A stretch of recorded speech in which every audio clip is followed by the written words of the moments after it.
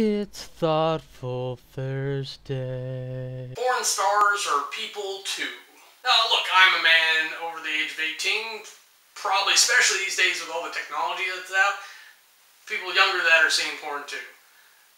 Most people, not even just males, but statistically heavily males over age 18, because that's what they can track legally, have seen porn. They know what porn is. They've watched a couple. Maybe they recognize a starlet. Maybe they have a favorite.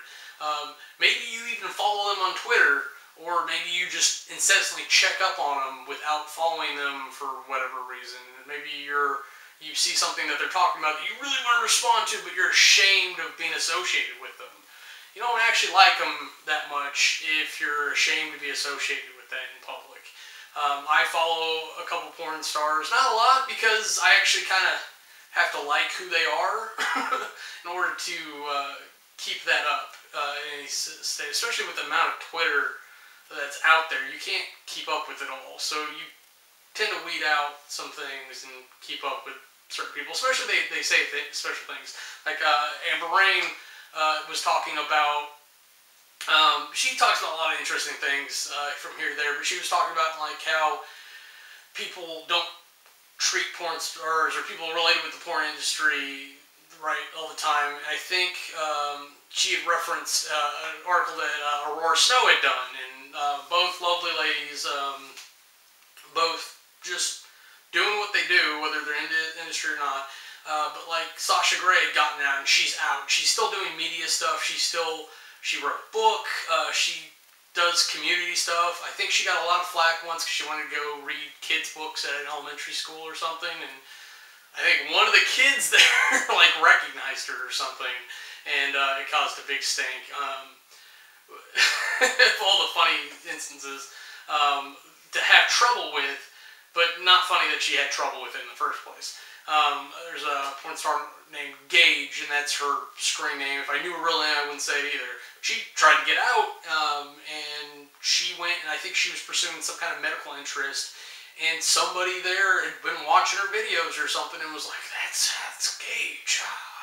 And they outed her, and like everybody shunned her out of the program or whatever, so she couldn't do her legitimate thing that apparently everybody wants her to do instead of doing porn. And like it just doesn't make any sense. Like, so she's damned forever? No, you let her, like, oh, well, in the very least you'd be like, well, she's out of that business, she's trying to clean up her life. If you want to have that idiotic opinion too, great, good for you, because you're not hindering that person. But you hear stories about some of these starlets that like get out, and like unless they got somebody like a sugar daddy, it's really hard for them to get out and not be in porn, especially even that sugar daddy goes away, or like Gage went back to porn because what else was she gonna do? That's what she's got experience in. She knows things about the industry. She can run her own business, her own site, which she got up and running somehow. I don't know if she knows things or what, but like ladies like that work in the industry. They're not ashamed. They shouldn't be ashamed. But other people are horrified of being associated with them one way or the other, and I'm perfectly not. Hashtag porn stars are people too. If you've got a minute, go out there, say something, include the hashtag, be part of that hashtag, because it's really crappy that these people, and they work hard. I don't know if you've ever paid attention to everything that goes into making videos, and you make those type of videos. Find a behind the scenes thing and watch it sometime, and you'll see these people work their butts off. And it's not all the greatest fun in the world. I'm sure they're having a good bit of that too, but